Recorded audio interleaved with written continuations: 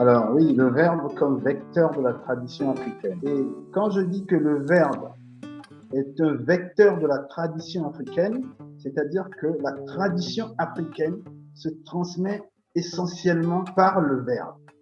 Et un vecteur, c'est considéré, en mathématiques, c'est quelque chose qui permet de généraliser plusieurs notions.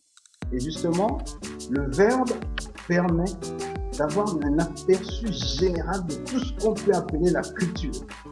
Donc, et nos traditions africaines sont aussi diverses et diversifiées selon les coins du territoire africain. Et ce qui nous relie, et c'est là où souvent nous, les Africains, nous ne faisons pas attention à cela, ce sont nos langues. Parce qu'il y a une origine de toutes les langues et qui se sont ensuite diversifiées. Et donc, quand on parle de verbe, dans ma langue maternelle ou en éveil, on appelle le verbe B. Mais ce qui est intéressant, c'est que B, c'est aussi le verbe cueillir. Et quand on prend ce que veut dire le verbe, qui est en somme la parole qui agit, vous comprenez que quand on donne un mot, on cueille quelque chose. Quand vous entendez un mot, vous cueillez quelque chose. Et c'est là où le verbe agit. Quand moi je suis en train de parler, je suis en train de vous faire une lecture de ma pensée. Dans cette lecture que je fais, j'écris sur vous, sur votre conscience. Et maintenant, ce qui va se passer, c'est la façon dont votre conscience va recevoir le mot ou les mots que j'utilise et les interpréter. Dans cette interprétation, vous faites aussi une lecture, mais en même temps une écriture. Donc, il y a un double jeu. C'est là où se trouve la vectorisation. Parce que quand vous voyez, on trace un vecteur en géométrie, c'est entre plusieurs points, donc 2 points.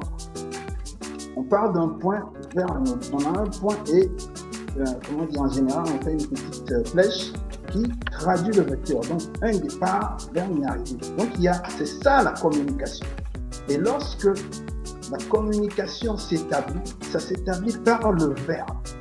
Et quand je parle, quand vous ne percevez pas le sens du mot que j'utilise, là vous êtes perdu. On ne peut plus communiquer. C'est ce qui fait que souvent, dans les discussions, on s'égare, on arrive à, je dirais, ce que j'appellerais des joutes qui font qu'on quitte l'essentiel, on rentre dans les rapports d'ego. Mais lorsqu'on est sur la même longueur d'onde, comme je dirais, on a une compréhension mutuelle. Et c'est là où les traditions interviennent. Dans nos traditions, essentiellement, ce qui se passe, c'est que on a en général tout ce qui est rituel, cérémonie et autres. Mais ce n'est pas ça qui est le plus important. Ce qu'on nous transmet, c'est le verbe. Lorsqu'on maîtrise le verbe, on arrive à faire les expériences que nos ancêtres ont faites.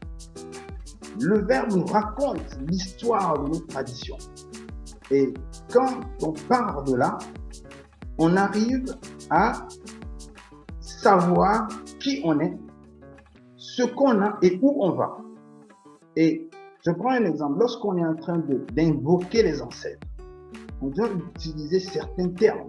Parce que lorsque vous utilisez un terme qui n'est pas adéquat, votre parole ne passe pas. C'est ce qu'on appelle un petit peu le sésame. Le sésame, c'est une parole clé. Lorsque vous ne prononcez pas le bon mot, la chose ne marche pas. Et là, beaucoup de gens se disent, ah oui, mais j'ai invoqué les ancêtres, mais ça ne marche pas. Mais ça ne marche pas parce que vous ne vous inscrivez pas dans la tradition. On vous a demandé d'utiliser un tel mot. Si vous utilisez un autre mot qui peut être synonyme de cela, mais inopérant, parce que le verbe qui doit agir doit être celui qui doit être utilisé. La parole permet de nous éclaircir sur les idées de la personne qu'on a devant nous. Vous voyez, le vecteur sert à ça. Et beaucoup d'Africains, justement, ont fait cette erreur. Ils pensent que nos traditions sont limitées au rituel, à tout ce qu'on voit au folklore. Mais non, Dans le folklore, on utilise des verbes, des mots qui sont à leur place. Beaucoup de gens négligent aujourd'hui nos langues. Or, on doit passer par cette étape-là pour vraiment maîtriser nos traditions. Lorsque on vous raconte une histoire, dans nos contes africains, quand on vous raconte l'histoire, on va vous utiliser par exemple des animaux.